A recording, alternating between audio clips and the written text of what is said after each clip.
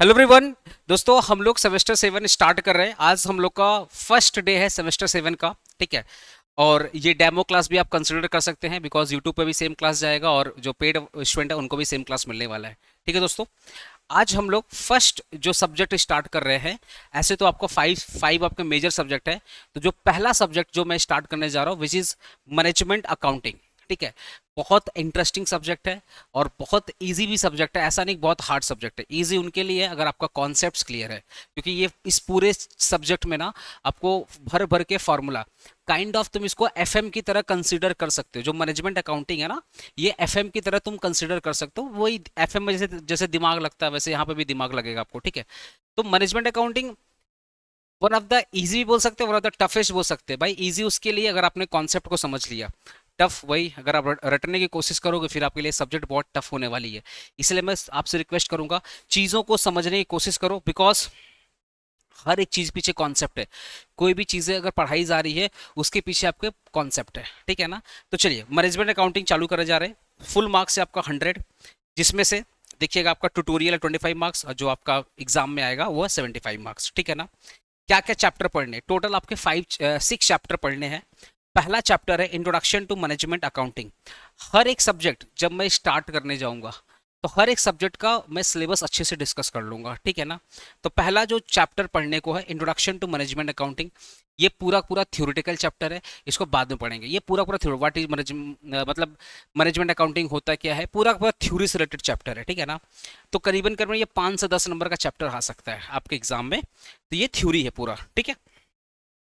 अब जो main chapter आपका चालू हो जा रहा है वो marginal costing and CVP analysis, cost volume profit. ठीक है ना। सीबीपी एनालिसिस अभी सब पढ़ाऊंगा, कॉस्ट सीबीपी क्या होता है। दूसरा चैप्टर हमारा है marginal costing and CBP analysis. ठीक है ना। इसमें आपको क्या पढ़ना पड़ेगा, देखिए आपको इसमें मार्जिनल कॉस्टिंग और सीबीपी एनालिसिस। तो मार्जिनल कॉस्टिंग का पूरा थ्योरी है और जो सीबीपी सीबीपी एनालिसिस है ये पूरा पूरा क्या है, प्रैक्टिकल है। तो काइंड ऑफ ये जो चैप्टर है ये theory plus practical, theory plus practical दोनों मिलाकर काफी इंपॉर्टेंट है। कितना नंबर का चैप्टर हो सकता है, ये 25 नंबर का चैप्टर आपका मिनिमम हो सकता है। ये 25 नंबर का चैप्टर आपके सिलेबस में हो सकता है। ठीक है। तो marginal costing and CBP analysis. ठीक है। इसमें थ्योरी और प्रैक्टिकल दोनों आते हैं। बहुत इंटरेस्टिंग चैप्टर है। पूरा का पूरा जो फॉर्मूला है बहुत मजेदार फॉर्मूला है। ठीक है ना। जो नेक्स्ट चैप्टर आ रहा है वो शॉर्ट टर्म डिसीजन मेकिंग। अब ये जो चैप्टर है ना शॉर्ट टर्म डिसीजन मेकिंग, ये इसके ऊपर ही डिपेंडेंट करता है। क्योंकि डिसीजन मेकिंग तभी आप सीख पाओगे जब आपको ये आता है। तो ऐसे तो आपके सिलेबस में देखा जाए, ऐसे तो आपके सिलेबस देखा जाए ये चैप्टर 2 है, ये चैप्टर 3 है। बट अगर मेरी पॉइंट ऑफ व्यू मानो ये सब मिलाकर एक ही चैप्टर है। क्योंकि अगर आपको डिसीजंस लेने हैं, डिसीजंस लेना है तो you have to get the knowledge of marginal costing and CP analysis. बिना इसका नॉलेज का आप डिसीजन, शॉर्ट टर्म डिसीजन नहीं ले पाओगे। समझ रहे हो मेरी बात। तो आपको ये चैप्टर सीखने के बाद फिर आपको ये चैप्टर सिखाया जाएगा। ठीक है। इसके बाद बजट एंड बजटरी कंट्रोल, ये भी one of the important chapter है। अच्छा चैप्टर है बजट एंड बजटरी कंट्रोल। ठीक है। इसमें अपने लोग वही स्टैंडर्ड बजट ये सब पढ़ेंगे अच्छे से, मजेदार चैप्टर है। ठीक है। Standard costing and variance analysis. ठीक है। वन ऑफ द लोगों को टफेस्ट लगता है, स्टैंडर्ड कॉस्टिंग बहुत टफेस्ट लगता है पर one of the easy chapter है, ऐसा बात नहीं है थोड़ा सा टफ है पर मजा आएगा चैप्टर पढ़ने में अपने को। ठीक है।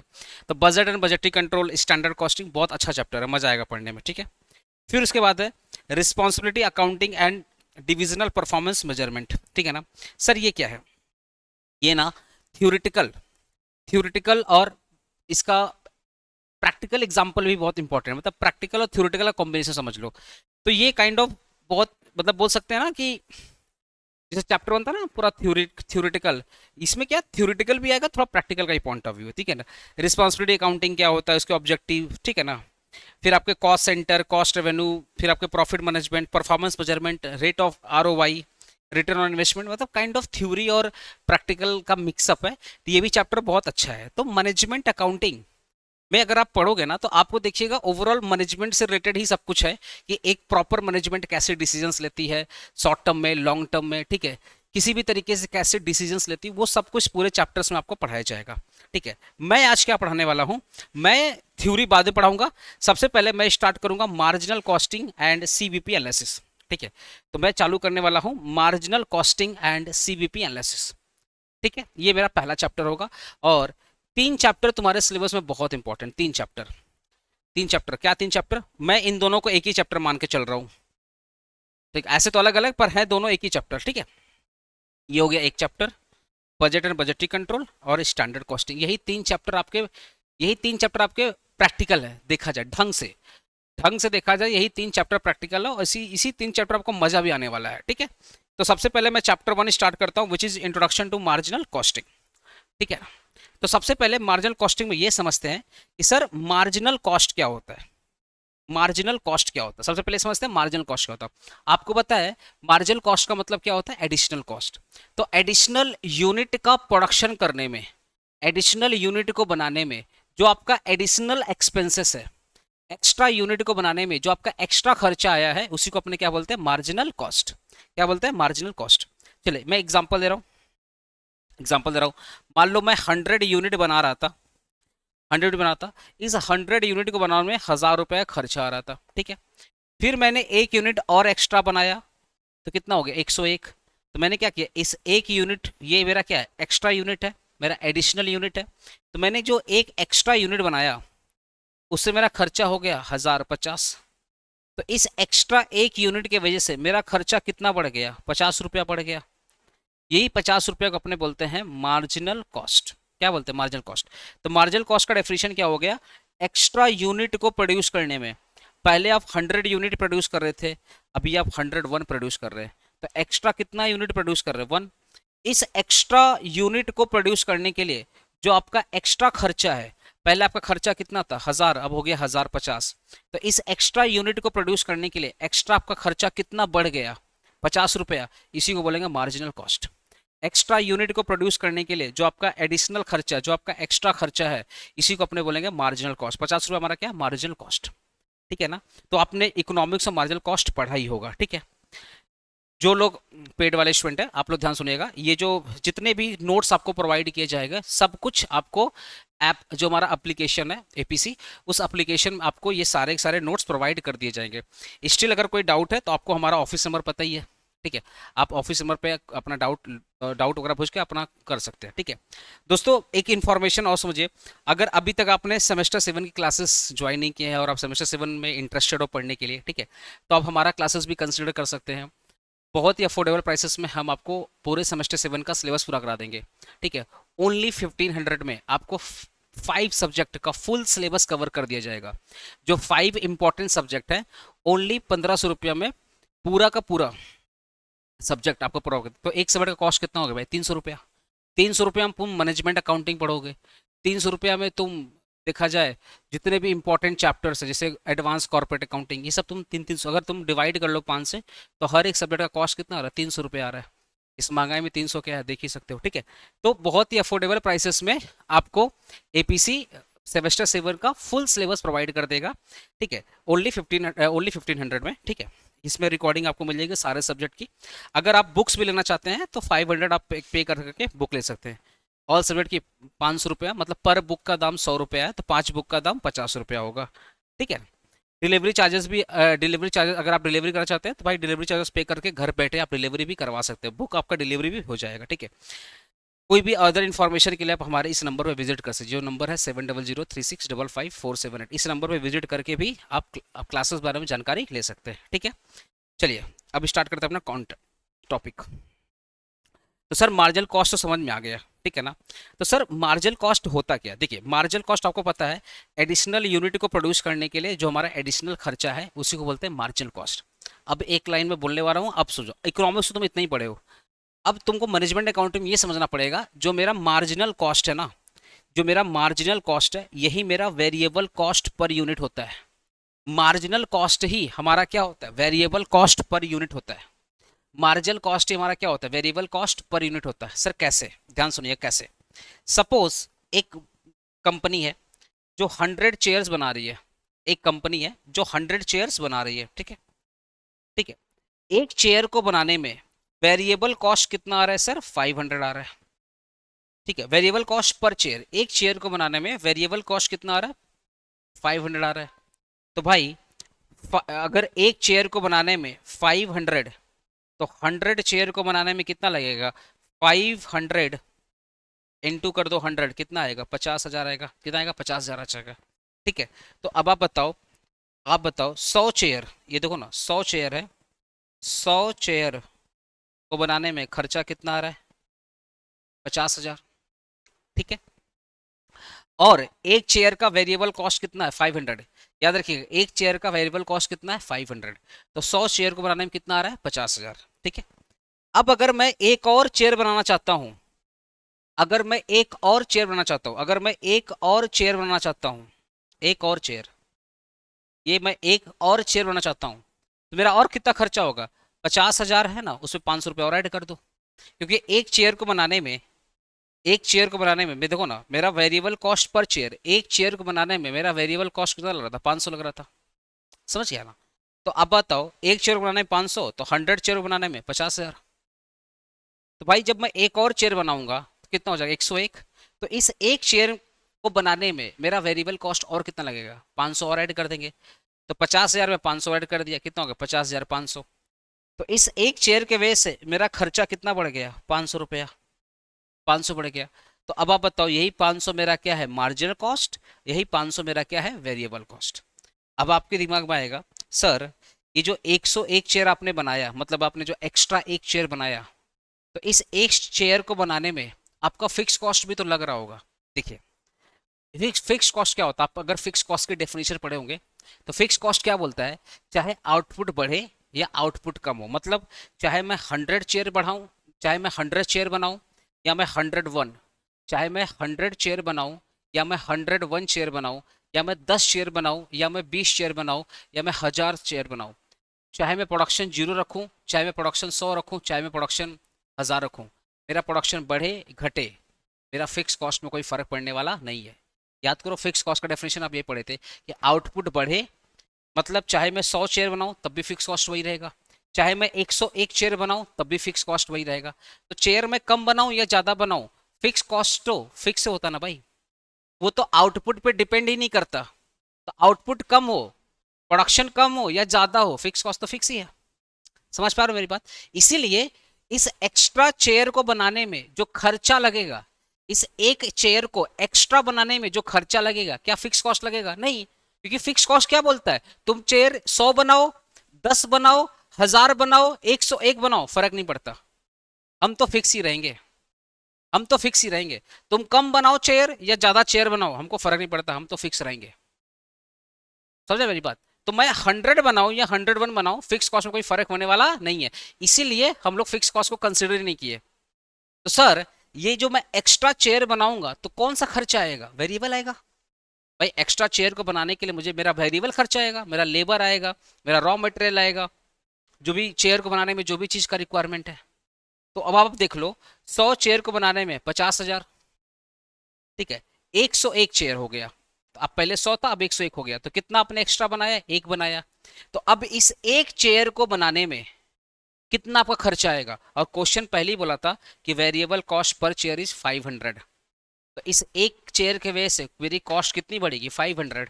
तो 50,000 में 500 ऐड कर दो, कितना हो जाएगा? 50,500। तो इस एक चेयर के वजह से खर्चा कितना बढ़ गया? 500 चेयर बढ़ गया।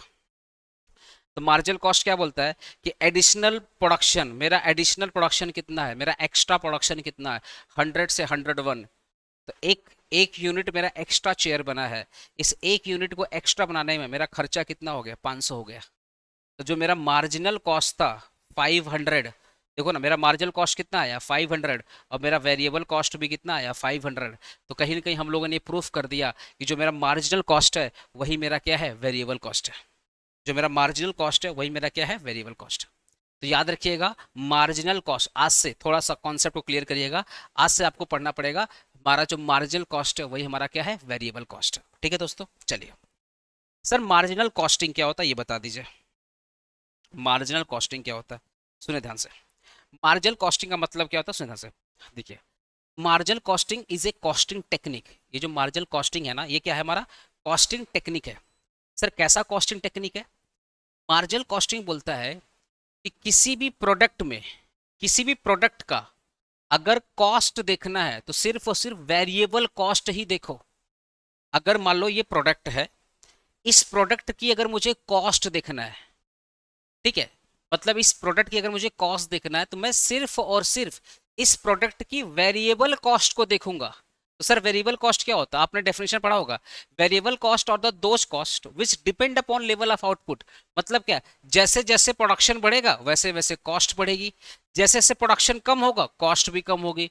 Labour is one of the biggest example of variable cost. जैसे प्रोडक्शन ज्यादा होगा तो लेबर ज्यादा लगेगा, रॉ मटेरियल ज्यादा लगेगा तो खर्चा भी क्या होगा, ज्यादा होगा।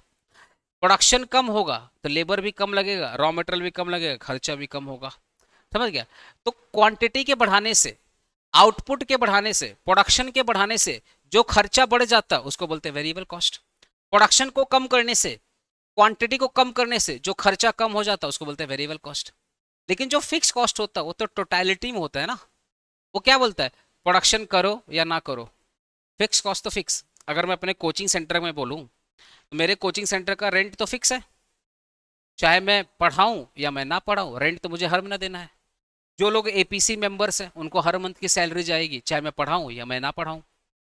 तो एपीसी में जितना लोग काम करते हैं उनकी सैलरी क्या फिक्स है, जो एपीसी का रेंट है वो क्या है, फिक्स है। ठीक है। तो अब मैं सेंटर पढ़ाऊँ, मैं 100 स्टूडेंट पढ़ाऊँ, मैं 1000 स्टूडेंट पढ़ाऊँ, मैं 10,000 स्टूडेंट पढ़ाऊँ, मैं 50 स्टूडेंट पढ़ाऊँ, उनकी सैलरी फिक्स है, मेरा रेंट भी फिक्स है। मैं नहीं पढ़ाऊंगा तभी मुझे सैलरी देना पड़ेगा, तभी मुझे रेंट देना पड़ेगा। मैं 1000 स्टूडेंट पढ़ाऊंगा तभी मुझे सैलरी देना पड़ेगा वही, और वही रेंट देना पड़ेगा। समझ रहे हो, वो तो फिक्स है। तो वेरिएबल में क्या है, इलेक्ट्रिसिटी। ज्यादा पढ़ाऊंगा तो ज्यादा इलेक्ट्रिसिटी कंज्यूम होगा तो ज्यादा बिल आएगा। ठीक है। ज्यादा पढ़ाऊंगा, ज्यादा अगर पढ़ाऊंगा तो ये जो माइक वगैरह है, जो जितना भी बोल सकते हो, आईपैड वगैरह है, जितना भी कंप्यूटर वगैरह है, बेंचेस फर्नीचर, वो ज़्यादा यूज़ होंगे तो डेप्रिसिएशन भी क्या होगा, ज़्यादा होगा। समझ मेरी बात। तो कुछ कुछ खर्चे हमारे प्रोडक्शन पर डिपेंड करते हैं। प्रोडक्शन अगर ज़्यादा तो खर्चा भी ज़्यादा, प्रोडक्शन अगर कम तो खर्चा भी कम। समझ गए मेरी बात। तो जो वेरिएबल कॉस्ट होती है ना, जो वेरिएबल कॉस्ट होती है वो प्रोडक्शन पर डिपेंड करती है। प्रोडक्शन हाई तो कॉस्ट भी हाई, प्रोडक्शन कम तो कॉस्ट भी कम। क्लियर है वह, ओके।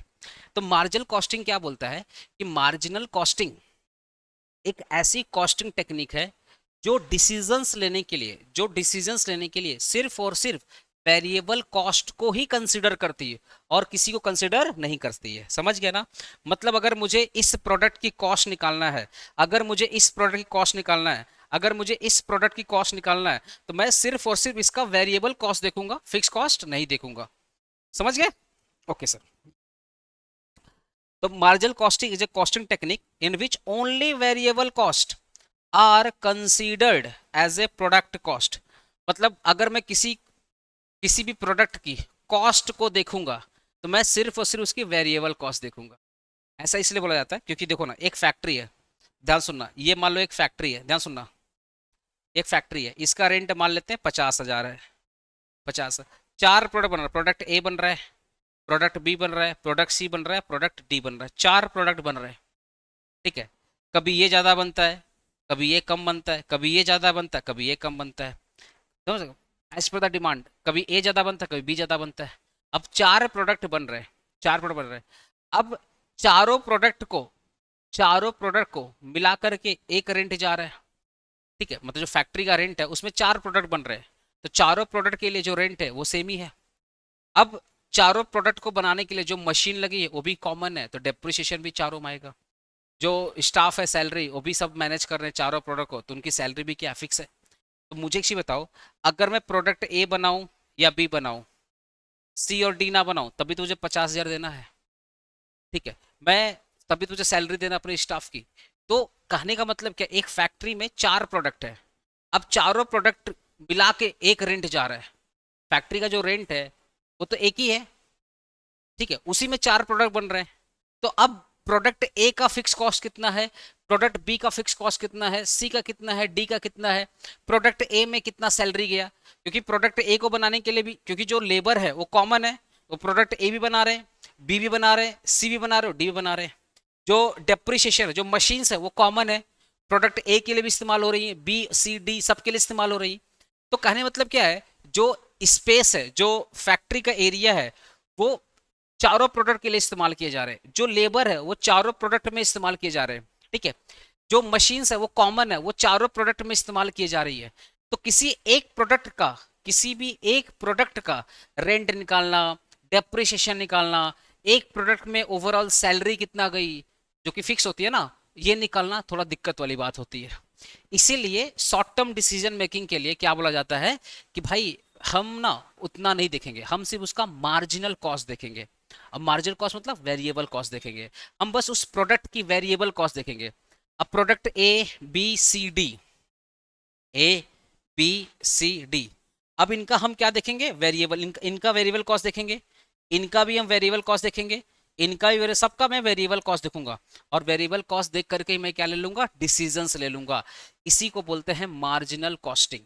तो मार्जिनल कॉस्टिंग आपको ये बोलता है कि मार्जिनल कॉस्टिंग एक ऐसी कॉस्टिंग टेक्निक है जहां पे हम प्रोडक्ट की सिर्फ और सिर्फ वेरिएबल कॉस्ट देखते हैं, फिक्स कॉस्ट नहीं देखते हैं। ठीक है ना? क्यों ऐसा वेरिएबल कॉस्ट क्यों देते हैं? डिसीजंस मेकिंग के लिए, आगे पढ़ाऊंगा। डिसीजंस मेकिंग के लिए देखते हैं कि भाई मुझे तुरंत डिसीजंस लेना। अब सोचो ना, आपके पास 1000 ऑर्डर आएगा, मतलब प्रोडक्ट ए का 1000 ऑर्डर आया, अब उसका बैठ के फिक्स कॉस्ट निकालोगे कितना टाइम लग जाएगा? तो बेटर क्या है, उसका वेरिएबल कॉस्ट निकाल लो और उसके हिसाब से अपना प्रॉफिट ऐड करके सामने वाले को कोटेशन प्राइस दे दो। समझ गया ना? बड़ी बड़ी जो कंपनीज होती हैं वो बैठकर फिक्स कॉस्ट नहीं निकालती हैं, वो सारे प्रोडक्ट की क्या निकालती है, वेरिएबल कॉस्ट निकालती हैं, और वेरिएबल कॉस्ट को देख करके वो प्राइस बता देती है क्या प्राइस होना चाहिए। Fix cost is not charge to the product, instead it is period cost. जो हमारा फिक्स कॉस्ट होता है पीरियड कॉस्ट होता है, monthly wise rent, monthly wise salaries, monthly या साल भर का डेप्रिसिएशन। तो जो मेरा फिक्स कॉस्ट होता है वो पीरियड कॉस्ट होता है। ठीक है ना? It is return of against the profit of that period. ठीक है ना? बिल्ली क्या होता है, ये हम लोग उस पीरियड में से इसको माइनस कर देते हैं तो क्या निकल जाता है, प्रॉफिट निकल जाता है। तुमको मोटा मोटा याद रखना है कि फिक्स कॉस्ट, जब हम लोग मार्जिनल कॉस्टिंग की बात करते हैं तो सिर्फ और सिर्फ वेरिएबल कॉस्ट देखते हैं, फिक्स कॉस्ट को इग्नोर करते हैं। बस तुमको इतना याद रखना है। ठीक है? देखो, प्रोडक्ट या इन्वेंट्री को वैल्यू करेंगे सिर्फ और सिर्फ वेरिएबल कॉस्ट में, सिर्फ और सिर्फ वेरिएबल कॉस्ट में, बस इतना याद रखना है। ठीक है ना? चलिए एग्जांपल है, कंपनी मैन्युफैक्चर टेबल, तो वेरिएबल कॉस्ट कितना है, 700 रुपया, और 300 रुपया क्या है, फिक्स कॉस्ट। तो हम लोग सिर्फ और सिर्फ 700 रुपया ही कंसिडर करेंगे कॉस्ट में, ये 300 रुपया कंसिडर नहीं करेंगे। तो सर मार्जिनल कॉस्टिंग क्या है? Marginal costing is a technique जहां पर हम लोग प्रोडक्ट में सिर्फ और सिर्फ वेरिएबल कॉस्ट देखते हैं, फिक्स कॉस्ट नहीं देखते। वेरिएबल कॉस्ट देखते हैं, फिक्स कॉस्ट नहीं देखते। ठीक है? देखो लो, 300 fix cost will not be included in the product cost. ये जो फिक्स कॉस्ट है इसको हम कंसिडर नहीं करेंगे। It is charge separately as the cost of the accounting, इसको हम लोग सेपरेटली चार्ज करेंगे। ठीक है? अब हम लोग use up marginal costing. Marginal costing का यूज क्या है पहले ये पढ़ लेते हैं। ठीक है? पहला, measuring the profitability of the different product. मतलब ए बी दो प्रोडक्ट हैं, ठीक है? अब इसकी हमको प्रॉफिट अगर देखना है तो फॉर एग्जांपल अगर मान लेते हैं इसका वेरिएबल कॉस्ट है 100, ठीक है, और इसका जो सेलिंग प्राइस है फॉर एग्जांपल मान लेते हैं 150, 150, ठीक है? तो काइंड ऑफ देखो ना, 150 में बेच रहा हूँ और मेरा वेरिएबल कॉस्ट कितना 100, तो कहीं ना कहीं मैं प्रोडक्ट ए से कितना कमा रहा हूँ, 50 रुपया कमा रहा हूँ। ठीक है? जिसको अपने कंट्रीब्यूशन बोलते हैं, याद करो, सेलिंग प्राइस मतलब सेल्स, सेल्स में से अगर वेरिएबल कॉस्ट माइनस करते हो तो क्या आता है, कंट्रीब्यूशन। तो 50 रुपये मेरा आ गया कंट्रीब्यूशन। ठीक है? ऐसी बी है, बी का मान लेते हैं वेरिएबल कॉस्ट है 200, ठीक है, इसका जो सेलिंग प्राइस है मान लेते हैं 300 रुपया, ठीक है, तो इसका प्रॉफिट कितना हो जाएगा, 100 रुपया हो जाएगा, मतलब कंट्रीब्यूशन कितना हो जाएगा, 100 रुपया हो रहा है। तो आप सिर्फ वेरिएबल कॉस्ट और सेलिंग प्राइस को ही देख करके आप बता सकते हैं कि आप प्रॉफिट में है या लॉस में है। जैसे अगर मान लो अगर इसकी सेलिंग प्राइस अगर 50 रुपया होता, तो आपको पता क्या चल रहा है, भाई वेरिएबल कॉस्ट है 100 रुपया, बेच रहा हूँ 50 रुपया में, मुझे तो लॉस हो गया। तो सोचो ना, ये कितना अच्छा टेक्निक है, ये सिर्फ वेरिएबल कॉस्ट देख करके ही बता दे रहे हैं कि आप प्रॉफिट में है या लॉस में है। ऐसे ही देखो ना, यहाँ पे वेरिएबल कॉस्ट कितना, 200 रुपया। सपोज मैं इसको बेच रहा हूँ, सपोज मैं इसको बेच रहा हूँ 150 में बेच रहा हूँ, तो देख के तो ही लग रहा है भाई वेरिएबल कॉस्ट मेरा 200 रुपया है, मैं बेच रहा हूँ 150 में, मेरे को तो नुकसान हो गया। तो प्रॉफिटेबिलिटी को पता करने के लिए हम लोग मार्जिनल कॉस्टिंग टेक्निक को इस्तेमाल कर सकते हैं कि आपका एग्जैक्ट प्रॉफिट कितना है। तो सिंपली अगर आपको प्रॉफिट मोटा मोटा होता है ना, मोटा मोटा प्रॉफिट रफली, ये एग्जैक्ट प्रॉफिट नहीं है, इसमें सभी फिक्स कॉस्ट माइनस होगा, बट अगर आपको एक मोटा मोटा रफली फिगर निकालना है कितना प्रॉफिट है, तो आप ऐसा बता सकते हो कि 100 रुपया मेरा क्या है, मार्जिनल वेरिएबल कॉस्ट, 100 रुपया मेरा क्या है, वेरिएबल कॉस्ट, और 150 में मैं बेच रहा हूँ, तो मोटा मोटा मैं 50 रुपया कमा रहा हूँ। ठीक है? ऐसे ही 200 मेरा क्या है, वेरिएबल कॉस्ट है, 300 में बेच रहा हूँ तो मोटा मोटा मैं 100 रुपया कमा रहा हूँ। तो प्रॉफिटेबिलिटी के लिए हम लोग मार्जिनल कॉस्टिंग टेक्निक इस्तेमाल करते हैं। ठीक है, समझ में आ रहा है? हाँ सर, ठीक है। फिर क्या बोल रहा है, ये वाला पॉइंट छोड़ दो, अभी तुमको ये समझ में नहीं आएगा। डिफरेंट डिपार्टमेंट और कॉस्ट सेंटर वो थ्योरी के लिए अच्छा है, अभी ये समझ में नहीं आएगा, जब सम्स कराऊंगा तो ज़्यादा बेटर समझ में आएगा। डिसाइडिंग वेदर एक्सेप्ट और रिजेक्ट द स्पेशल ऑर्डर। ठीक है, अब मान लो एक बंदा आया, ठीक है, एक बंदा है, हमारा एग्जाम्पल, मैं मैं बनाता हूँ पेन, एग्जाम्पल दे रहा हूं, मैं बनाता हूँ पेन। तो एक पेन को बनाने में मेरा वेरिएबल कॉस्ट आता है, मान लेते हैं 5 रुपया। एक पेन बनाने में मेरा वेरिएबल कॉस्ट आता है 5 रुपया। ठीक है, अब जो कस्टमर आ रहा है, जो कस्टमर जो मुझे ऑर्डर दे रहा है कि मेरे को 1000 पेन चाहिए, वो बोला मेरे को 1000 पेन चाहिए। ठीक है, लेकिन मेरे को पता क्या बोल रहा है कि सर मैं आपसे ना 4 रुपया करके पेन खरीदूंगा, मैं आपसे 4 रुपया करके पेन खरीदूंगा। अब आप बताओ, क्या आप ये ऑर्डर एक्सेप्ट करोगे? क्या आप ये वाला ऑर्डर एक्सेप्ट करोगे? नहीं करोगे ना, क्योंकि आप एक पेन को बनाने में आपका जो वेरिएबल कॉस्ट आ रहा है वो 5 रुपये आ रहा है। और एक कस्टमर आया बोला हम आपको 1000 पेन का ऑर्डर देंगे, लेकिन मैं एक पेन के बदले 4 रुपया ही पे करूंगा, मतलब वो 1000 पेन के बदले 4000 ही पे करना चाहता है। तो क्या आप ये वाला ऑर्डर लेंगे? नहीं ले पाएंगे। क्यों? क्योंकि आपको एक पेन बनाने में 5 रुपया, तो भैया 1000 पेन बनाने में आपका 5000 रुपया खर्चा हो गया। 5000 के बदले कस्टमर कितना पे कर रहा है? 4000 पे कर रहा है। क्या आप ये ऑर्डर लेंगे? नहीं लेंगे। तो कहीं ना कहीं मार्जिनल कॉस्टिंग टेक्निक आपको मदद कर रही है ऑर्डर एक्सेप्ट, मतलब ऑर्डर में प्रॉफिट होगा या लॉस। अगर आपको लॉस होगा तो आप ऑर्डर रिजेक्ट कर देंगे, अगर आपको ऑर्डर में प्रॉफिट होगा तो ऑर्डर आप क्या कर लेंगे? एक्सेप्ट कर लेंगे। तो ऑर्डर को एक्सेप्ट करना है या रिजेक्ट करना है, इसके लिए भी हम लोग मार्जिनल कॉस्टिंग टेक्निक इस्तेमाल करते हैं। ठीक है, profit planning and cost control, मतलब ओवरऑल प्रॉफिट कितना हमें चाहिए पर्टिकुलर प्रोडक्ट में, उसके लिए भी हम लोग मार्जिनल कॉस्टिंग करते हैं। देखो, जब तक ये चैप्टर ना फुल्ली तरीके से नहीं पढ़ोगे ना, तब तक थोड़ा थ्योरी कम समझ में आएगा। बट एक चीज समझो ना, कि मार्जिनल कॉस्टिंग टेक्निक से आपको इंस्टेंटली शॉर्ट टर्म में ये समझ में आ जा रहा है कि मेरा कॉस्ट कितना है, मैं कितना में बेचूंगा, कि मुझे कितना प्रॉफिट मिलेगा, या जो मुझे ऑर्डर मिल रहा है वो ऑर्डर मैं एक्सेप्ट करूं या एक्सेप्ट ना करूं, ये सब पता चल जाएगा आपका मार्जिनल कॉस्टिंग से। ठीक है, फिर बोल रहा है डिसीजन मेकिंग। भाई ये सब मैं क्या ले रहा हूँ? डिसीजन ही तो ले रहा हूँ, ये सब मैं क्या ले रहा हूँ? डिसीजन। तो डिसीजन मेकिंग में भी बहुत इंपॉर्टेंट रोल प्ले करता है। ठीक है, कि जो मैनेजमेंट डिसीजंस ले रहा है, अब ऑर्डर एक्सेप्ट करना है या नहीं करना, वो क्या है? डिसीजन मेकिंग है ना। तो डिसीजन मेकिंग के लिए भी बहुत इंपॉर्टेंट है आपका मार्जिनल कॉस्टिंग। तो मार्जिनल कॉस्टिंग थ्योरी के लिए बहुत इंपॉर्टेंट है। मार्जिनल कॉस्टिंग का यूज कहाँ कहाँ पे है? मार्जिनल कॉस्टिंग का सर यूज है पर्टिकुलर प्रोडक्ट, मतलब प्रोडक्ट ए है, बी है, सी है, तो ए में कितना प्रॉफिट है, बी में कितना प्रॉफिट है, सी में कितना प्रॉफिट है, प्रॉफिट मेजरमेंट के लिए हम लोग मार्जिनल कॉस्टिंग इस्तेमाल करते हैं। ठीक है, फिर जो नया ऑर्डर आ रहा है, उन नया ऑर्डर में एक्सेप्ट करूं या ना करूं, इसके लिए भी हम लोग मार्जिनल कॉस्टिंग टेक्निक का इस्तेमाल कर सकते हैं। ठीक है, फिर हम लोग ये भी पता कर सकते हैं मार्जिनल डिसीजन मेकिंग, कि भैया सॉरी ये profit planning and cost control, कि मुझे मान लो कल को 500 प्रोडक्ट बेचना है, 500 प्रोडक्ट बेचना है, तो मैं कितना प्राइस रखूं जिससे मुझे प्रॉफिट मिले। एक होता ना, अगर आपको कॉस्ट पता है तो कॉस्ट में आप प्रॉफिट ऐड करके सेलिंग प्राइस तो निकाल सकते हैं ना। तो मैं कितना प्रॉफिट कमाने के लिए मुझे क्या क्या सेलिंग प्राइस रखना है, वो भी आप पता कर सकते हैं। ये सब पता है, जब मैं सम्स कराऊंगा ना प्रैक्टिकली, तो ज़्यादा समझ में आएगा तुमको। तो प्रॉफिट प्लानिंग के लिए भी आप मार्जिनल कॉस्टिंग दे सकते हैं, डिसीजन मेकिंग के लिए भी आप डिसीजन मेकिंग के लिए भी आप ये मार्जिनल कॉस्टिंग कंसिडर कर सकते हैं। ठीक है, अब बता cost volume profit analysis, CVC analysis, CVP analysis. ठीक है ना, कॉस्ट वॉल्यूम प्रॉफिट एनालिसिस। अब ये क्या होता है, ध्यान सुनना। मैं इसका ना, इसको दो तीन तरीके समझाने का। पहला तरीका सीवीपी एनालिसिस क्या है। पहला तरीका, मान लेता हूँ, मैं अपना एग्जांपल दे रहा हूँ, मान लो मेरा ये एपीसी है, ध्यान सुनना, मान लो मेरा एपीसी है। ये सीवीपी एनालिसिस क्या है ना, इसको अपने बोलते हैं cost volume profit, cost volume profit analysis बोलते हैं, कॉस्ट वॉल्यूम प्रॉफिट एनालिसिस।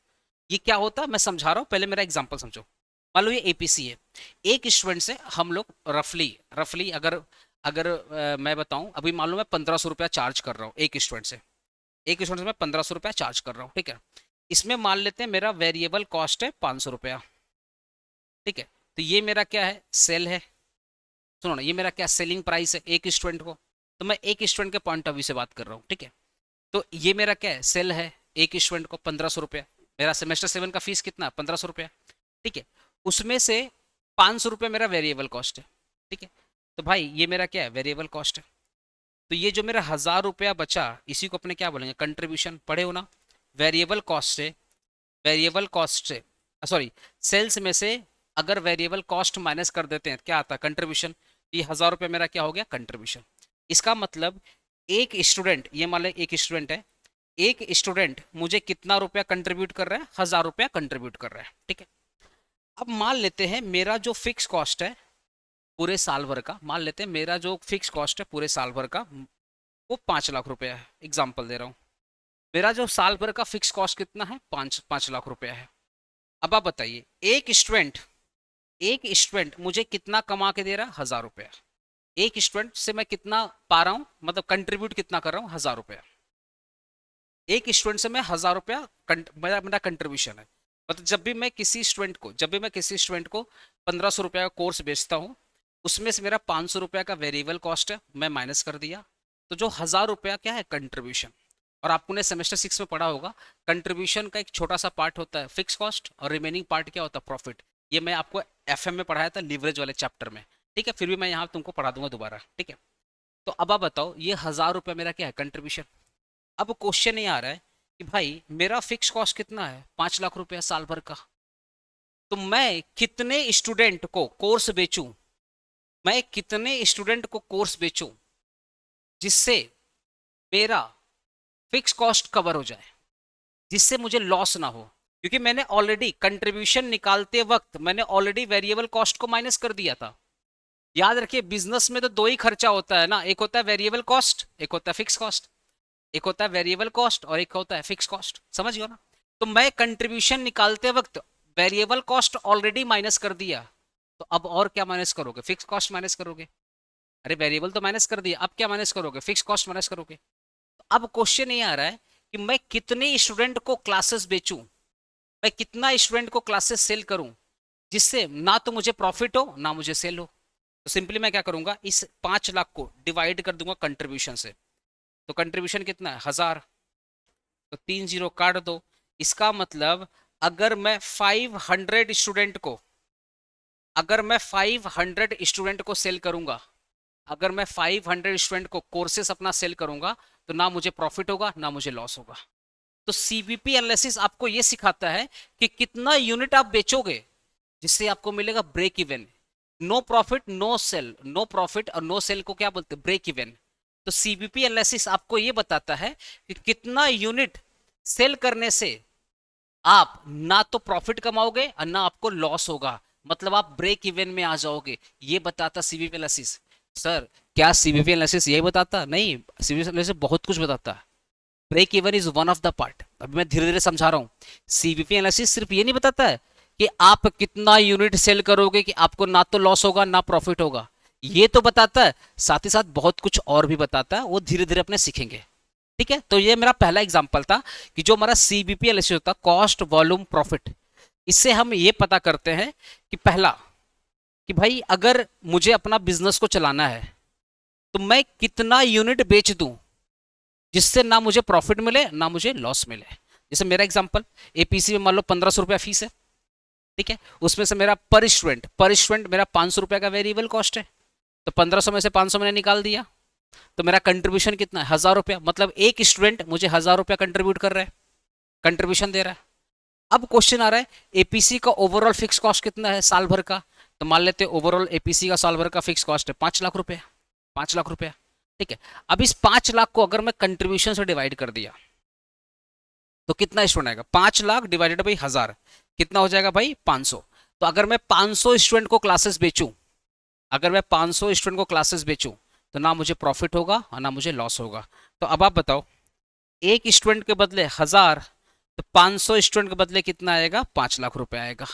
तो इस 5 लाख रुपए की वजह से जैसे ही मैं 5 लाख रुपया कमाऊंगा तो मेरा फिक्स कॉस्ट कवर हो गया, और कंट्रीब्यूशन निकालते वक्त मैंने वेरिएबल कॉस्ट पहले से ही माइनस कर दिया था, ये तो पहले ही माइनस कर दिया। तो एक चीज बताओ, इससे देखो ना मेरा वेरिएबल कॉस्ट पहले ही कवर हो चुका था। अब मैं 500 स्टूडेंट को अगर क्लासेस सेल करूंगा, 500 स्टूडेंट को अगर मैं क्लासेस सेल करूंगा तो उससे मेरा फिक्स कॉस्ट कवर हो गया, तो सर अगर मुझे प्रॉफिट लाना है तो, अगर मुझे प्रॉफिट लाना है तो अब बताओ, अगर मैं 500 स्टूडेंट से ज्यादा, 500 स्टूडेंट से ज्यादा मैंने सेल किया तो मैं प्रॉफिट में रहूंगा। 500 स्टूडेंट से मैं कम सेल किया, मान लो तो मैंने 400 स्टूडेंट को सेल किया, 400, तो 400 इंटू हजार, हजार कितना आएगा, 4 लाख रुपया। 4 लाख रुपया, मेरा फिक्स कॉस्ट कितना है, 5 लाख, कमाया कितना, 4 लाख, मैं लॉस में हूँ। ठीक है, उल्टा कर लो, अगर मैं 600 स्टूडेंट को सेल कर दिया तो 600 स्टूडेंट, एक स्टूडेंट पे 1000 रुपया कंट्रीब्यूशन, तो 600 स्टूडेंट पे 6 लाख रुपया कंट्रीब्यूशन, तो 6 लाख मैंने अर्न किया, 5 लाख का मैंने फिक्स कॉस्ट दे दिया, 1 लाख रुपया मैं प्रॉफिट में आ गया। तो अगर आपको, आप सुन रहे हो ना, अब अगर आपको प्रॉफिट पता करना है, प्रॉफिट पता करना है कि आप प्रॉफिट में धंधा कर रहे हो या लॉस में धंधा कर रहे हो, तो सीबीपी एनालिसिस आपको बता सकता है। कैसे, कैसे सीबीपी एनालिसिस बताए, वही तो देखो ना, मार्जिनल कॉस्टिंग इसलिए हम लोग पढ़ते हैं ना। सीबीपी एनालिसिस कैसे बता रहा है, आप सिंपली कंट्रीब्यूशन पकड़ो, जो आपका फिक्स कॉस्ट है उस फिक्स कॉस्ट को डिवाइड कर दो कंट्रीब्यूशन से। तो मेरा फिक्स कॉस्ट कितना था, 5 लाख रुपया, अब मेरा कंट्रीब्यूशन कितना था, 1000, डिवाइड कर दिया कितना है, 500। इसका मतलब मैं 500 स्टूडेंट को अगर क्लास बेचूंगा तो ना मैं प्रॉफिट में रहूंगा ना मैं लॉस में रहूंगा। 500 स्टूडेंट से ज्यादा मैंने क्लासेस सेल की, मान लो 700 स्टूडेंट को मिला, 800, 1000 स्टूडेंट को मैंने सेल कर दिया, मतलब 500 स्टूडेंट से मैं क्लासेस, 500 स्टूडेंट से ज्यादा मैंने एडमिशन ले लिया, ज्यादा, तो मैं प्रॉफिट में रहूंगा, कम एडमिशन रहेगा तो मैं लॉस में रहूंगा।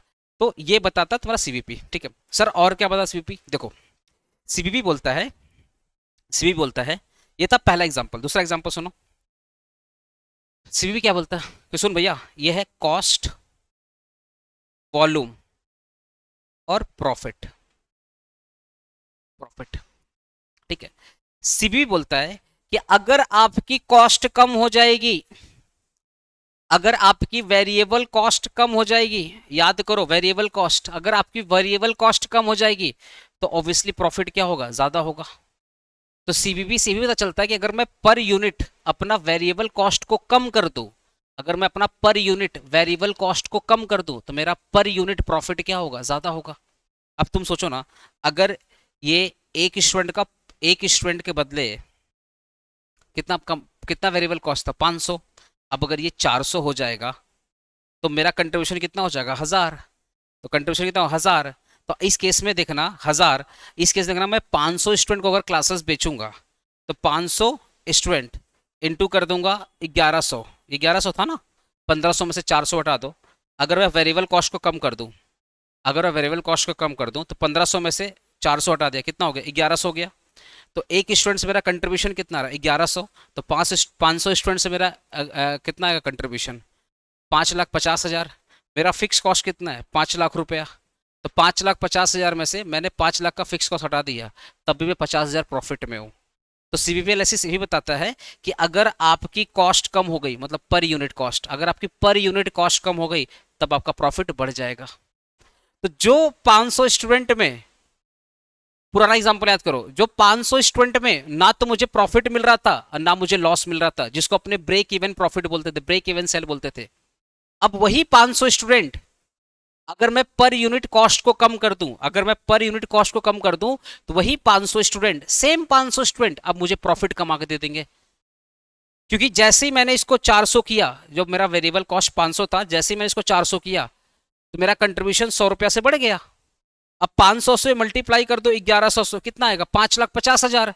अब मेरा फिक्स कॉस्ट कितना था, 5 लाख रुपया, तब भी मैं 5 लाख में, 5,50,000 में से 5 लाख माइनस कर दो, स्टिल 50,000 मैं प्रॉफिट में हूँ। तो यही बोलता है तुम्हारा सीवीपी एनालिसिस कि भैया अगर कॉस्ट कम कर दो तब भी आपकी प्रॉफिट बढ़ जाएगी। दूसरा बोलता है वॉल्यूम, वॉल्यूम, अगर आपका वॉल्यूम बढ़ गया, वॉल्यूम क्या भैया, देखो ना ये 500 स्टूडेंट था ना, 500, तो एग्जाम्पल सुन लो, वही पुराना वाला एग्जाम्पल, 500 स्टूडेंट बेचने से, वही मान लेते हैं कि सेल है 1500 रुपया और वेरिएबल कॉस्ट है 500 रुपया, वही एग्जाम्पल, एक बच्चे से मैं 1500 रुपया ले रहा हूँ और वेरिएबल कॉस्ट कितना है, 500 रुपया, ये वाला एग्जाम्पल। ठीक है, तो मेरा कंट्रीब्यूशन कितना, 1000 रुपया। तो अब ये क्या बोलता है, अगर वॉल्यूम बढ़ गया, वॉल्यूम, वॉल्यूम क्या हो गया, ध्यान सुनना, मान लो 700 स्टूडेंट, तो वॉल्यूम पहले 500 था, अब हो गया 700 स्टूडेंट, तो 200 से मेरा वॉल्यूम बढ़ गया।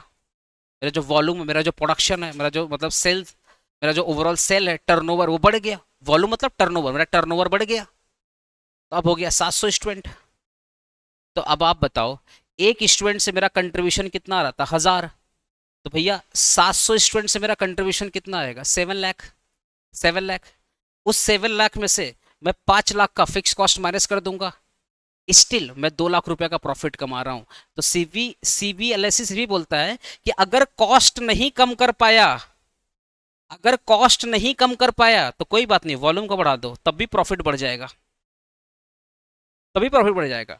तो सीवीपी एनालिसिस नॉर्मली 2 से 3 बात मोटा मोटा बोलता है।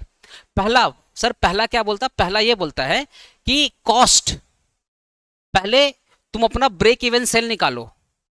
तो मेरे एग्जांपल में अगर मैं सेम एग्जांपल कंटिन्यू करूं, 1500 रुपये मेरा फीस था, 500 रुपये मेरा वेरिएबल कॉस्ट था, तो 1500 में से 500 हटा दिया तो मेरा 1000 रुपया कंट्रीब्यूशन। तो सीबीएलएसएस ये बोलता कोई बात नहीं, एक स्टूडेंट से तुम्हारा कंट्रीब्यूशन कितना, 1000 रुपया, बोले हाँ।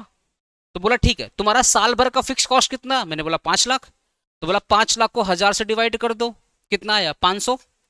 तो सीबीपी एनालिसिस से बोलता है कि भाई सुन, अगर तू 500 स्टूडेंट का एडमिशन करवा लिया तो ना तुझे लॉस होगा ना तुझे प्रॉफिट होगा, पहला। तो सीवी एनालिसिस से हमें मिलता है ब्रेक इवन।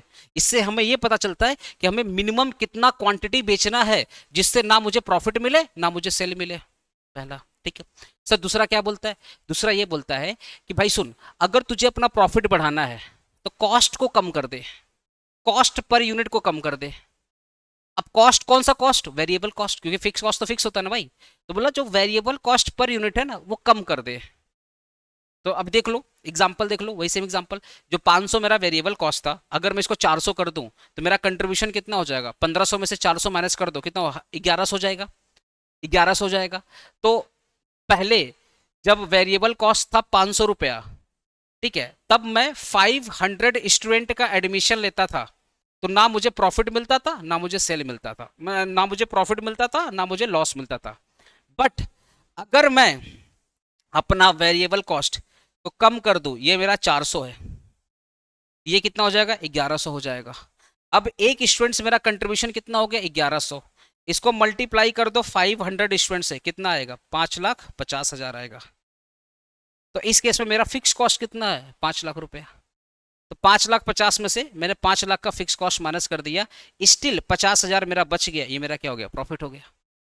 तो सीबीपी एनालिसिस ये भी बोलता है कि भाई सुन, अगर तू अपना कॉस्ट पर यूनिट को कम कर देगा ना, तब भी तू प्रॉफिट कमा लेगा, तेरा प्रॉफिट बढ़ जाएगा। सपोज आप वेरिएबल कॉस्ट को नहीं कम कर पा रहे हो, तो बोलता कोई बात नहीं, तुम अपना वॉल्यूम बढ़ा लो ना, अपना टर्नओवर बढ़ा लो। तुम 500 स्टूडेंट नहीं, उससे ज्यादा टर्नओवर बढ़ाओ। तुम 700 स्टूडेंट, 800 स्टूडेंट, तुम जितना ज्यादा, अब सोचो ना, अगर 800 स्टूडेंट पढ़ाऊंगा, 500 में नो प्रॉफिट नो लॉस, लेकिन जैसे मैं 500 के ऊपर जितना ज्यादा मेरा टर्नओवर होगा, 700 स्टूडेंट पे जितना प्रॉफिट आएगा, 1000 पे जितना, क्या सेम आएगा, नहीं, 1000 पे ज्यादा प्रॉफिट आएगा, 700 पे कम प्रॉफिट आएगा। सपोज मैं 1500 स्टूडेंट को पढ़ा रहा हूँ, 1500 स्टूडेंट को पढ़ा रहा हूँ, तो एक स्टूडेंट से मेरा कंट्रीब्यूशन कितना आ रहा है, 1000। तो 15 स्टूडेंट से मेरा कितना कंट्रीब्यूशन आएगा, 15 लाख। तो 15 लाख में से मैंने 5 लाख का फिक्स कॉस्ट हटा दिया, तो कितना बचेगा, 10 लाख का प्रॉफिट। तो सीवी ऐसी होता है कि अपना वॉल्यूम को बढ़ा दो, तब भी तेरा प्रॉफिट बढ़ जाएगा। ठीक है ना। चलो आगे क्या क्या लिखा हुआ देख लेते हैं ध्यान से।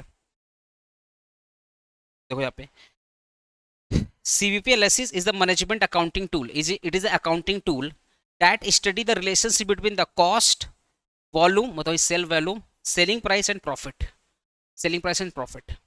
ठीक है, अब आ जाओ सेलिंग प्राइस की बात करते हैं। सेलिंग प्राइस की बात होता है, बोलता सुनो, कॉस्ट और वॉल्यूम मैंने बता दिया, अब बोलता सेलिंग प्राइस।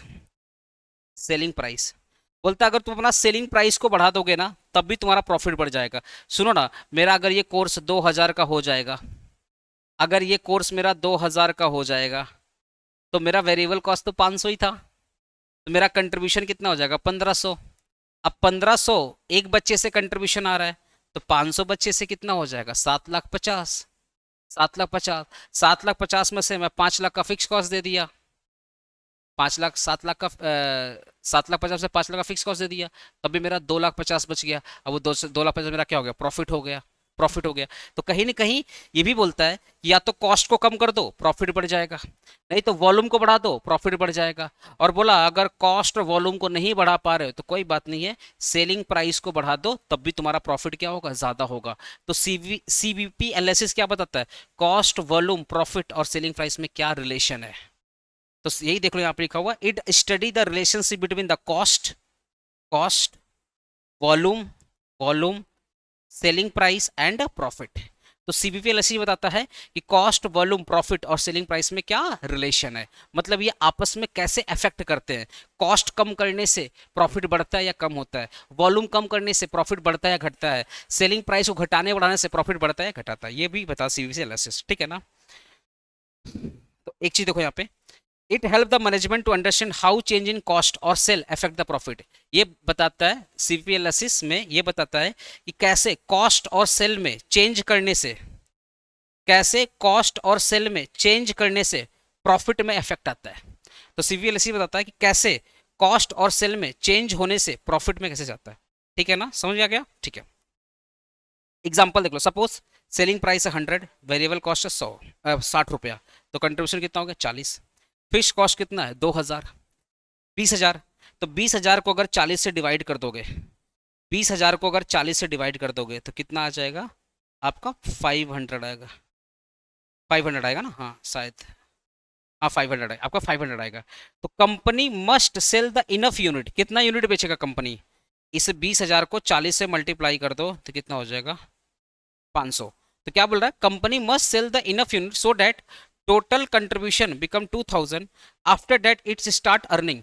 मतलब बोल रहा है कि सीवीपी एनालिसिस ये पता चलेगा कंपनी को कितना यूनिट बेचना है जिससे फिक्स कॉस्ट कवर हो जाए। तो कैसे होगा, इस फिक्स कॉस्ट को कंट्रीब्यूशन से डिवाइड कर दो, 20,000 को 40 से डिवाइड कर दो, कितना आएगा 500। तो कंपनी को मिनिमम 500 यूनिट बेचना ही पड़ेगा जिससे कंपनी को ना तो प्रॉफिट होगा ना लॉस होगा। और अगर कंपनी उस 500 से ज्यादा बेच दिया, अगर कंपनी 500 ज्यादा बोल दिया तो स्टार्ट अर्निंग, सपोज 600 बेच दिया, तो 500 में नो प्रॉफिट नो लॉस, तो ये जो एक्स्ट्रा 100 यूनिट उसने बेचा, उस एक्स्ट्रा 100 यूनिट से वो क्या कमाएगा, बेसिकली प्रॉफिट कमाएगा। कैसे, एक एक यूनिट से 40 रुपया कंट्रीब्यूशन, तो 600 यूनिट से कितना कंट्रीब्यूशन आएगा भैया, 600 इंटू 40 कितना हो जाएगा 24,000। इस 24,000 में से 20,000 का फिक्स कॉस्ट हटा दो, तब भी आप 4,000 का क्या आ गए, प्रॉफिट में आ गए। तो सीवीपी एनालिसिस हमेशा ये बोलता है कि कॉस्ट, वॉल्यूम, सेलिंग प्राइस और प्रॉफिट में क्या रिलेशन है, कॉस्ट को बढ़ाने घटाने से प्रॉफिट में क्या इंपैक्ट आएगा, ठीक है, वॉल्यूम को घटाने बढ़ाने से प्रॉफिट में क्या इंपैक्ट आएगा, एंड ओवरऑल सेलिंग प्राइस को बढ़ाने घटाने से प्रॉफिट में क्या इंपैक्ट आएगा। तो कॉस्ट, वॉल्यूम, सेलिंग प्राइस और प्रॉफिट के जो रिलेशंस होते हैं, इसी रिलेशन को बोलते हैं सीवीपी एनालिसिस। दोस्तों आज ये फर्स्ट क्लास था, मैं इतना ही रखता हूँ क्योंकि डेमो भी क्लास है, ठीक है ना। नेक्स्ट जो आएगा, जो मेरा नेक्स्ट क्लास आएगा, उसमें मैं आपको कंट्रीब्यूशन का फॉर्मूला, मार्जिनल कॉस्ट इक्वेशन, समझ गए ना, फिर आप देखिएगा पीवी रेशियो क्या होता है, ये सब कुछ मैं पढ़ाने वाला हूँ। तो नेक्स्ट क्लास जरूर देखिएगा, बहुत जल्दी मेरा नेक्स्ट क्लास भी अपलोड हो जाएगा, ठीक है दोस्तों। अगर स्टिल सेमेस्टर 7 में इंटरेस्टेड हो क्लासेस लेने में लिए, तो आपको स्क्रीन पर नंबर शेयर कर रहा है, 1500 में आपको बेस्ट से बेस्ट एजुकेशन प्रोवाइड करने की कोशिश कर रहे हैं दोस्तों। तो आप हमारी क्लासेस को भी कंसिडर कर सकते हैं। प्लीज़ वीडियो को शेयर करिएगा अपने दोस्तों के साथ, बिकॉज ऑलरेडी सेमेस्टर 7 में बहुत सारे स्टूडेंट नहीं भी कर रहे हैं सेमेस्टर 7, तो लिमिटेड स्टूडेंट है, तो उन तक वीडियो पहुंचना बहुत इंपॉर्टेंट है। होपफुली आप वीडियो को एंजॉय किए होंगे, वीडियो को लाइक और शेयर जरूर कीजिएगा, और अगर आपका कुछ सुझाव है, कुछ बोलना चाहते हो, आप कमेंट भी कर सकते हैं, ठीक है दोस्तों। मिलते हैं नेक्स्ट वीडियो में।